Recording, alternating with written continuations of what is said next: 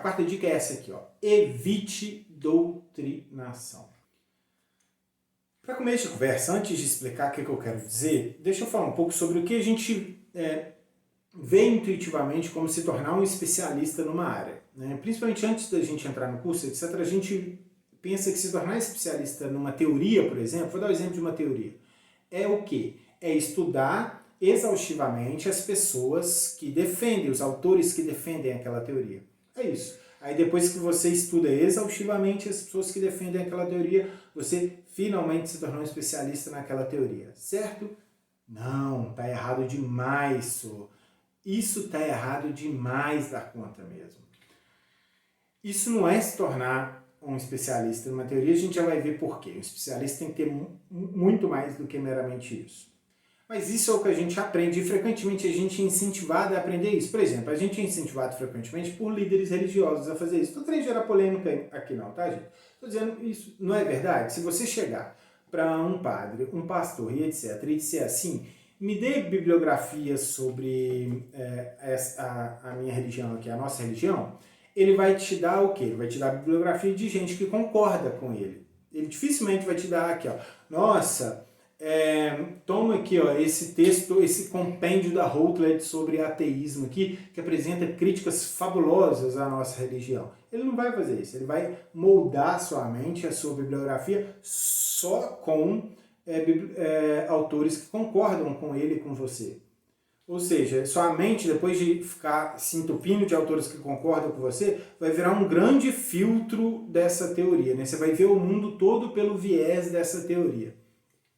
Mas o pior é que a gente, às vezes, faz isso com a gente mesmo, né? A gente, mesmo quando não tem ninguém doutrinando a gente, né? Ninguém moldando a teoria, as bibliografias que a gente vai estudar de tal forma a colocar só gente que concorda com a teoria que a gente quer, que a gente deseja que seja verdadeira, a gente faz isso, não tem ninguém obrigando a gente, mas a gente decide escolher apenas bibliografia de pessoas que defendem aquela teoria, porque nós pensamos que isso é ser um pesquisador. E, infelizmente, isso é muito comum em filosofia. É muito comum em filosofia as pessoas fazerem uma pesquisa numa teoria e lerem apenas bibliografia de autores que concordam com aquela teoria. Vou dar um exemplo aqui. Apesar de ter esse mito de que filosofia é doutrinação comunista, a verdade é que o comunismo é bem popular na filosofia contemporânea. Não tem muita popularidade, não. Existem comunistas, mas não é muito popular, não. Nem nos cursos de filosofia o comunismo é muito popular, não. Então não é tão fácil assim encontrar um especialista em comunismo. E uma vez, alguns anos atrás, eu e alguns colegas conhecemos um cara que era especialista, que se disse, né, especialista em comunismo. E a gente ficou mó curioso, né? Pô, você é especialista em comunismo? E o que eu queria saber ali, a primeira coisa que eu pensei eu quero saber como o comunista responde às objeções clássicas ao comunismo, né? E a primeira pergunta que eu fiz é, como um comunista responderia ao argumento clássico de Robert Nozick contra o comunismo lá, que apela ao exemplo do Will Chamberlain, né? Será que eu falei certo? Faço a menor ideia. Como você responderia a esse argumento? E aí ele soltou assim, quem é Robert Nozick? Pô. Aí a gente falou, tudo bem, talvez ele não conheça esse argumento clássico contra o comunismo. E começamos a apresentar alguns dos argumentos clássicos. Na época eu pesquisava filosofia política, eu não estudava comunismo, mas por pesquisar outros temas em filosofia política, eu acabava vendo esses argumentos clássicos. E então a gente começou a apresentar alguns outros argumentos clássicos para descobrir, né, como será que um comunista responde. E ele não conhecia nenhum deles. Ele nem conhecia os autores. O cara pesquisava o comunismo e não fazia a mais remota ideia de quais eram as objeções clássicas ao comunismo, quem eram os autores que apresentaram essas objeções e etc. O que ele estava fazendo? Ele estava estudando, na cabeça dele, pesquisar comunismo era estudar autores comunistas que concordam com o comunismo. E só.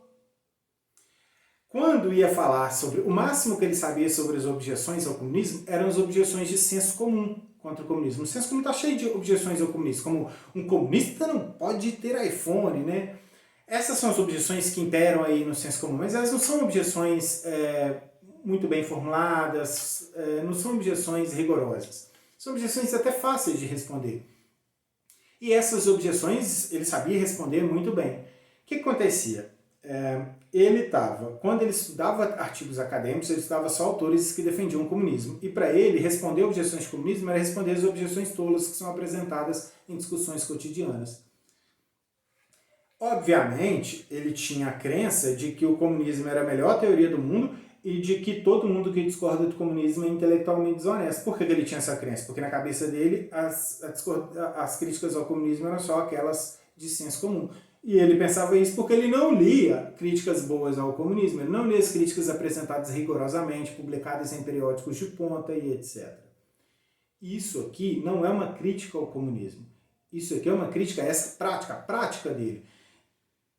O que ele deveria ter feito ao fazer a pesquisa dele é ter dedicado tempo a estudar autores comunistas, dedicado tempo a estudar perspectivas opostas, dedicado tempo a estudar as principais críticas ao comunismo, as mais clássicas, para aprender a formular essas críticas de forma rigorosa e clara e caridosa e etc. O problema não é no comunismo, o problema é no modo como ele estava pesquisando. Ele não era um pesquisador. Ele estava, primeiro, impondo autodoutrinação a ele, porque o orientador dele não estava obrigando ele a fazer isso, era ele quem estava fazendo isso. E segundo, ele estava depois virando um doutrinador. Claro, primeira pessoa se autodoutrina, depois acaba virando doutrinador, acreditando em maluquices como todo mundo que é contra mim é desonesto, coisas, né, que são bobagem, geralmente, esse tipo de coisa. E isso é comum em tudo quanto é tema. Quer ver um tema que nem é de filosofia política? Aliás, em filosofia política, o libertarismo agora está na moda. O libertarismo é mesmo fascinante, mas ele está na moda agora. E muitos jovens estudantes estão querendo pesquisar libertarismo, né? E aí é Mises para lá, Hayek para lá, Robert Nozick para lá, etc. Só que a maior parte dos meus colegas que pesquisa libertarismo faz exatamente o que esse colega comunista faz. Lê apenas autores libertários e não sabe. Se você pergunta as objeções, você vira para a pessoa e fala assim, e como você responde às objeções de Gerhard Cohen contra o libertarismo? Ela vai dizer para você, quem é Gerhard Cohen? Ela não sabe. Isso vai fazer o mesmo com House, vai fazer o mesmo com... Ela vai dizer assim, House ela até vai saber quem é, mas não vai saber explicar quais são as objeções. Se você perguntar quais são as objeções do Amartya Sen, também não vai saber. Ela não sabe tudo que ela sabe sobre objeções ao libertarismo são as objeções de senso comum com qual ela tem contato. Claro, o que elas pensam? Todo mundo que não é libertário é desonesto, né? E etc. Mas na verdade não é isso que acontece. O que acontece é que ela está transformando a mente dela num grande filtro de um viés libertário, de uma perspectiva libertária sobre o mundo. E o mesmo acontece em filosofia da religião e em outras áreas da filosofia, em filosofia da ciência, cara. Isso é muito comum em filosofia da ciência. Muitos colegas, por exemplo, gostam de estudar o problema da demarcação entre ciência, não ciência e pseudociência. Então você vai tentar, grosso modo, distinguir o que entender o que difere a ciência da não ciência, né, e a ciência da pseudociência. E claro, muita gente está empolgado com temas que são provocativos, né, como por exemplo, será a psicanálise uma pseudociência? Jovens estudantes adoram esses temas, as pessoas adoram esses temas porque eles são muito provocativos, né? Provocativos? Não, acho que é provocante, sei lá, mas é estranho falar que um tema é provocante, não sei. Mas eles são temas que geram muita discussão, muita polêmica, etc. É natural que as pessoas se interessem por ele. Só que aí o que acontece? A coisa mais comum do mundo, eu encontro um colega filósofo da ciência que começa a dizer assim, não, psicanálise é pseudociência. Aí eu vou lá e pergunto assim, me dá uma definição informal, clara e caridosa de psicanálise. Aí a pessoa, não sabe. Como é que você está pesquisando um tema, defendendo uma tese radical do tipo X é pseudociência e você não sabe dar uma definição informal e clara e caridosa do que é psicanálise? Aí você pergunta assim, e quem são os autores que defendem de forma interessante que a psicanálise não é uma pseudociência? Aí, não sabem. A pessoa não foi... O pior de tudo é quando eu digo assim, você não foi atrás dessa bibliografia? A pessoa responde, não existe. É claro que existe, é óbvio que existe. Você tem autores como Márcia Cavell, por exemplo, extremamente competente, né? Tem perspectivas favoráveis à psicanálise. É óbvio que existe esses autores, quase sempre existe. Quando a pessoa disser que não existe, geralmente é porque ela não pesquisou. Então o que acontece? As pessoas estão pesquisando o problema da demarcação sem entender as teorias que elas estão chamando de pseudociência. E, obviamente, elas acabam, depois que elas se autodoutrinam, elas acabam virando doutrinadores. Um monte desses colegas meus ficam publicando em blog, em revista de panfletagem científica, né, e etc. Artigos de opinião defendendo que psicanálise é pseudociência, etc. Quase nunca esses artigos contêm sequer uma explicação informal do que é psicanálise. Quase nunca, pode procurar. Eu já até fiz um artigo de opinião falando de 2 desses artigos aí, e etc., chamado 2 problemas da panfletagem científica. Eu vou deixar no link aqui, na descrição aqui desse vídeo, para você ver.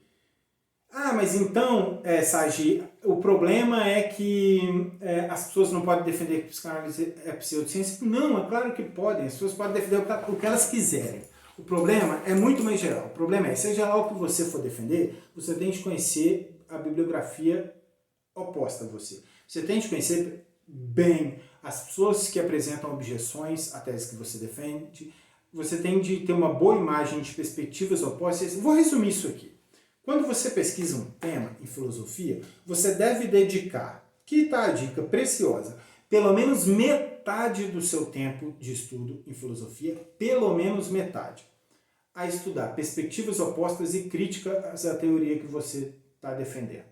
Então, se você vai estudar, por exemplo, se você vai defender que a psicanálise é uma pseudociência, pelo menos metade do seu tempo tem que ser para estudar os melhores argumentos a favor de que a psicanálise não é pseudociência, para entender o que é psicanálise, etc. Se você vai estudar libertarismo, dedique pelo menos metade do seu tempo a entender quais são as principais objeções ao libertarismo, quais são as principais perspectivas opostas. Sim, não basta você ser um especialista em libertarismo no sentido de compreender o libertarismo, você precisa compreender perspectivas opostas. E por quê? Porque parte da discussão é uma discussão de comparação de teorias.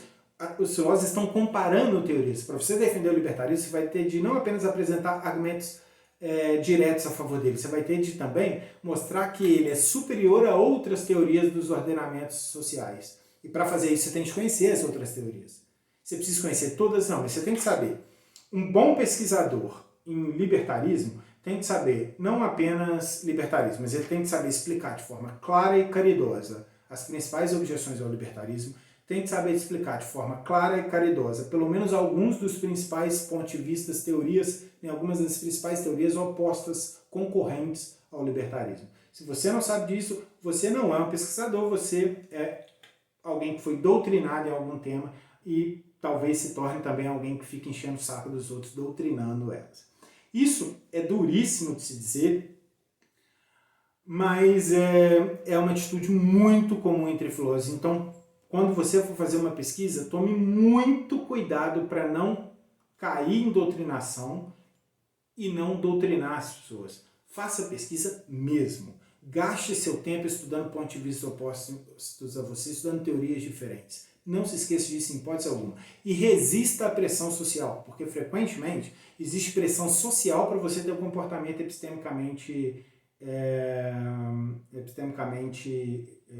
irresponsável, né? Por exemplo, se você começar a estudar filosofia da ciência e o problema da demarcação, você vai rapidamente reparar que boa parte da comunidade vai te pressionar para não ler pessoas que defendem que a psicanálise não é uma pseudociência, para não ler pessoas que defendem perspectivas opostas à sua, para usar argumentos ruins, para concordar com argumentos ruins a favor dessas teses, etc. Ignore essa pressão social. Sempre há, em qualquer tema, os grupos que fazem doutrinação geralmente tentam pressionar as pessoas para agir como eles. Não faz isso não. Ignore as bobagens lá do universo racionalista e procure bibliografia relevante sobre o tema, estude as coisas, perspectivas opostas seriamente, com qualquer tema, tá? Eu falei de 3 aqui, libertarismo, comunismo, psicanálise, mas com filosofia da religião, com metafísica, com epistemologia, isso com todo o tema. Um especialista em uma teoria sabe a teoria, sabe teorias opostas também, pelo menos o básico, né? E sabe as objeções à própria teoria de forma rigorosa e caridosa. Perfeito?